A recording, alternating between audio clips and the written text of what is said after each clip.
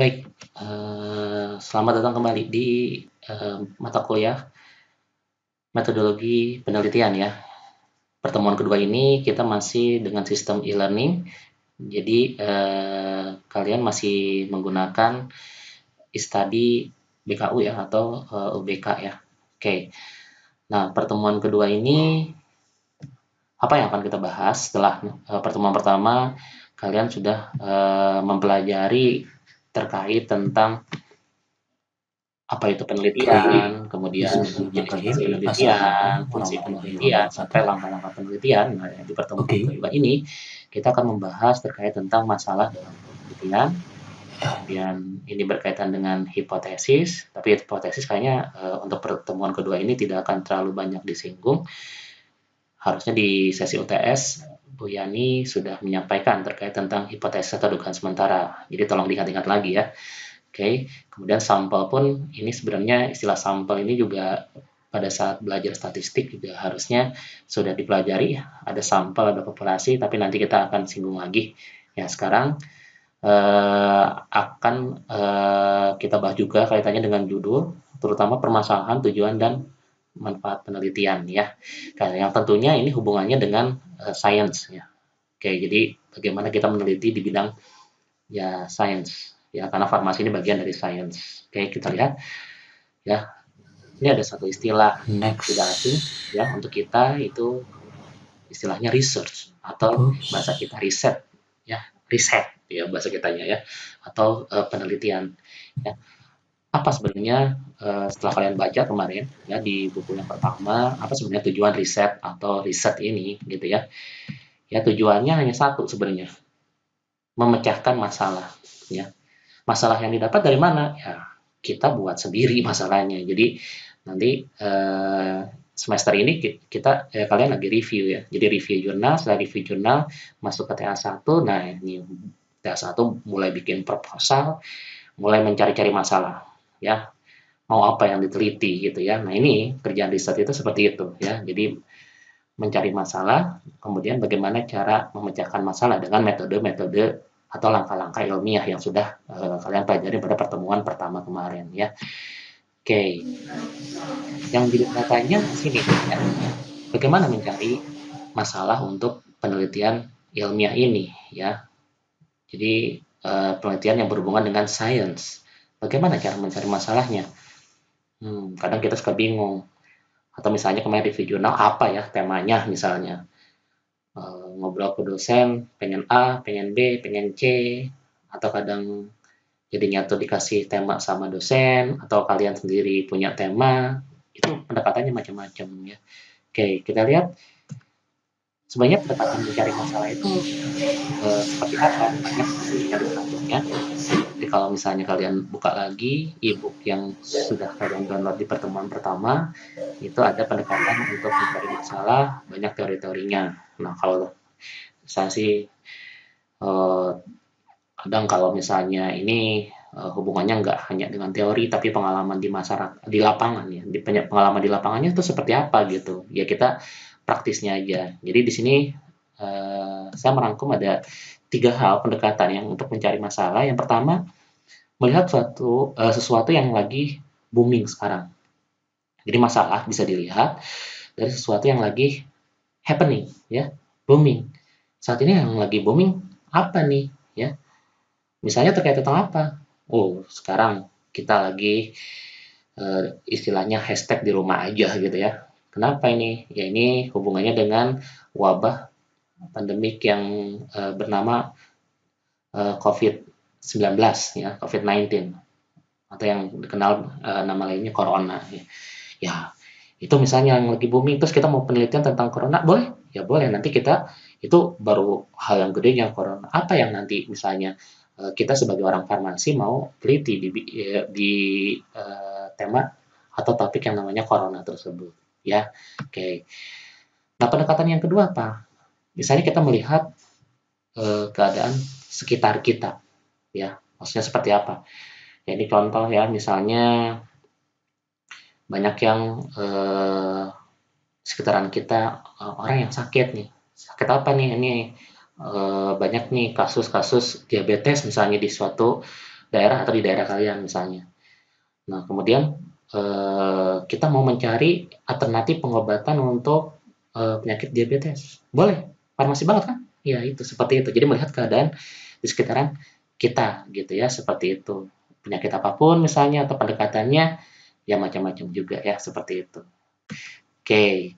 Nah, yang ketiga ya, ini agak kaku sebenarnya ya, tapi ini biasanya buat nanti kalau kalian mau mengajukan proposal penelitian untuk bisa didanain.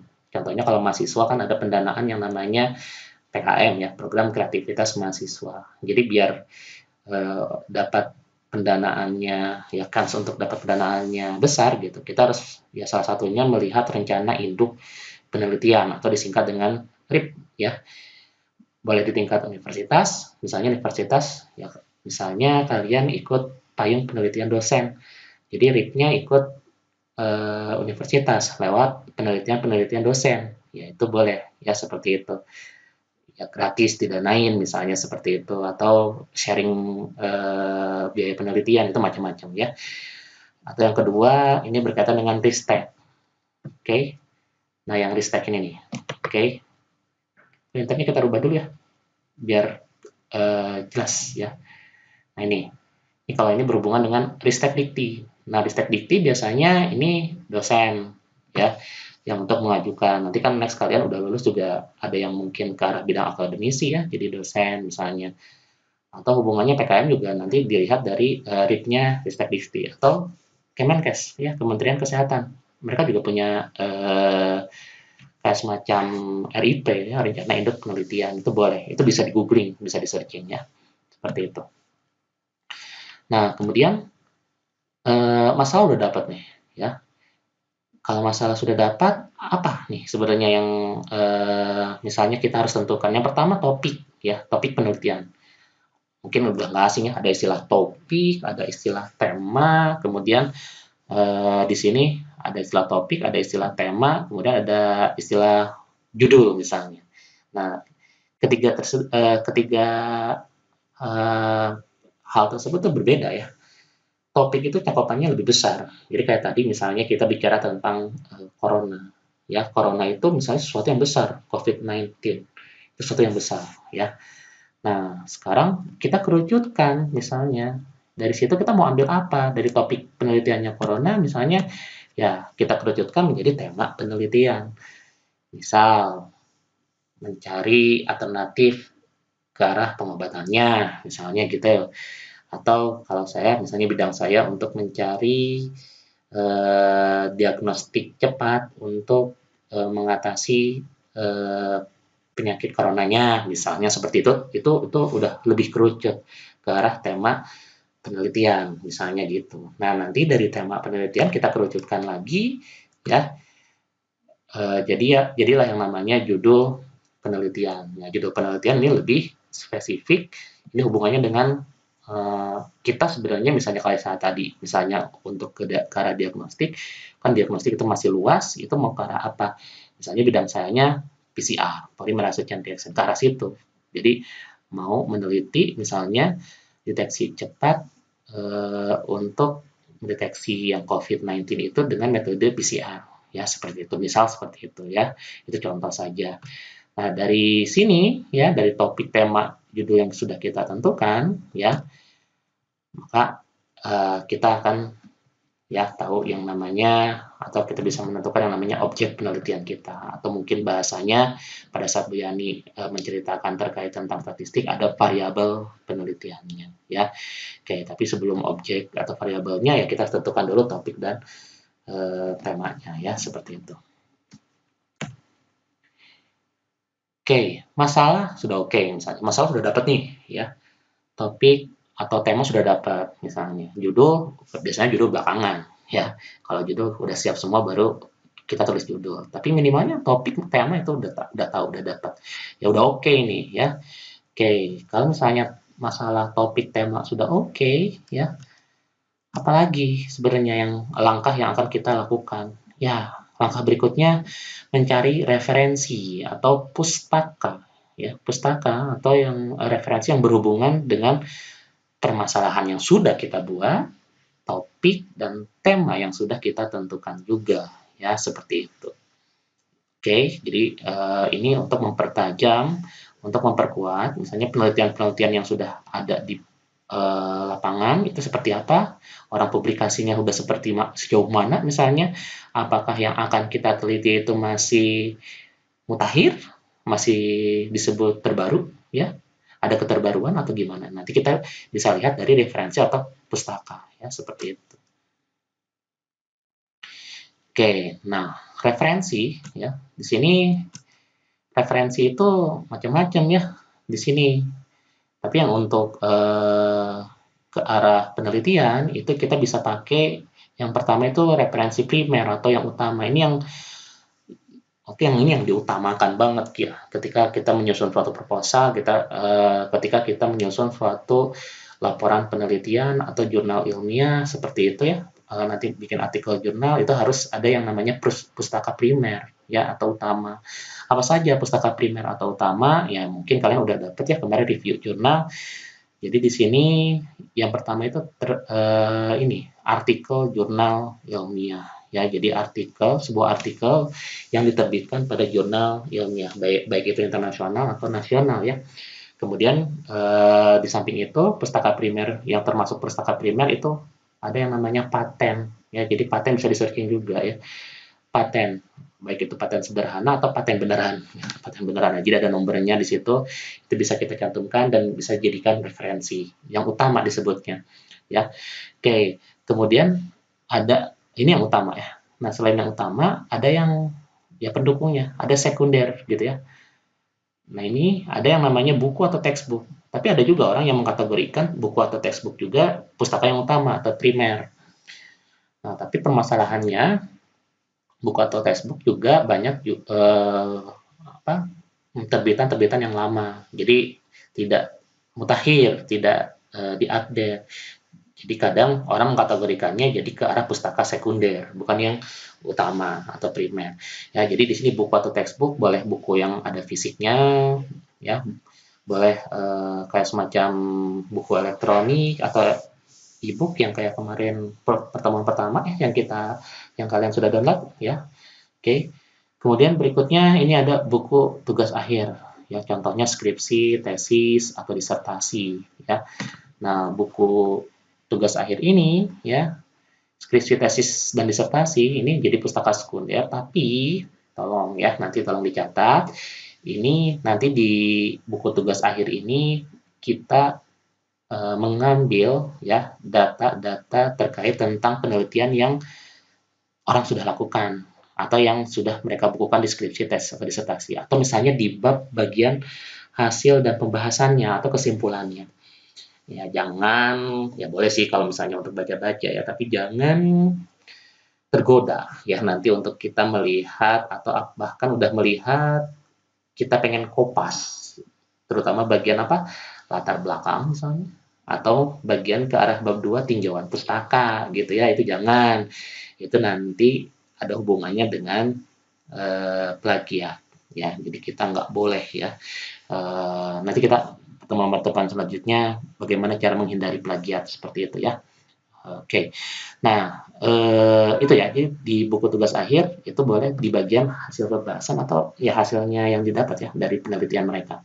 Kemudian yang ketiga itu masuk ke pustaka sekunder juga proceeding seminar ilmiah.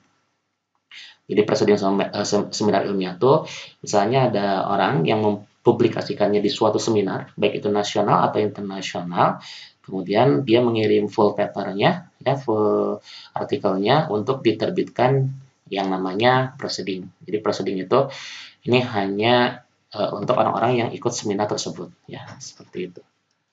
Oke, ya.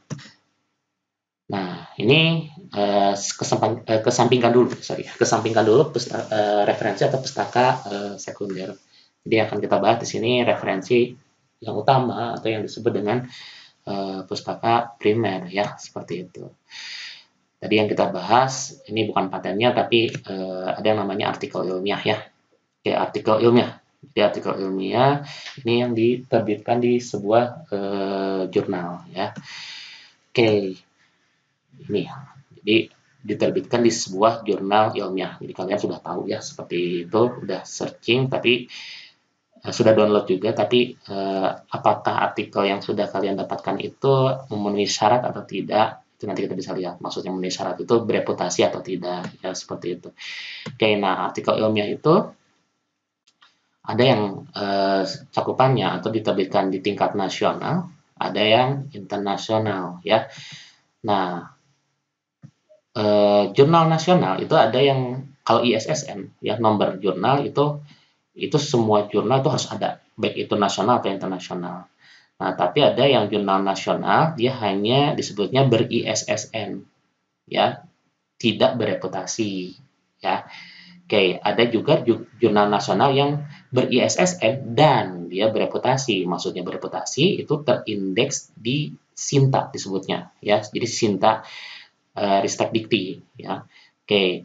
Nah, jurnal-jurnal yang terindeks di SINTA Ristek Dikti itu disebutnya jurnal yang bereputasi. Jadi nanti kalau misalnya dosen kalian minta misalnya artikelnya ambil dong di jurnal yang bereputasi yang nasional. Nah, maksudnya ini yang terindeks SINTA. Nanti kita lihat bagaimana cara ceknya ya, yang terindeks SINTA atau tidak terindeks SINTA ya. Nah, yang internasional ya, yang internasional ini sama kan dia ber-ISSN. Kemudian minimalnya kalau misalnya ide internasional tidak bereputasi ya minimalnya dia terindeks di Google Scholar. Ya, jadi banyak nih yang jurnal-jurnal internasional yang terindeks di Google Scholar. Yang nasional juga sama di Google Scholar ya. Nah, yang disebut bereputasi di tingkat internasional itu yang terindeks Scopus namanya atau Web of Science atau yang dikenal dengan Thomson Reuters ya. Jadi nanti kita lihat yang disebut International Scopus Web of Science atau Thomson Reuters itu seperti apa. Atau mungkin kemarin pada saat review jurnal ada juga dosen yang misalnya mengatakan kudu Scopus ya misalnya gitu atau ini Q berapa, ada Q berapa misalnya. Nah, ini istilah di Scopus ya ada klasternya ya Q1, Q2, Q3, Q4 misalnya. Sinta juga ada sih klasternya. Nanti di nasional juga ada klasternya nih. Ada Sinta 1 sampai Sinta 6 kalau nggak salah ya seperti itu. Oke, nanti kita lihat ya seperti itu. Ini nanti terkait tentang pencarian referensi primer yang artikel ilmiah ini ya yang bereputasi atau tidak akan dibahas di video berikutnya ya masih di pertemuan kedua ini. Oke.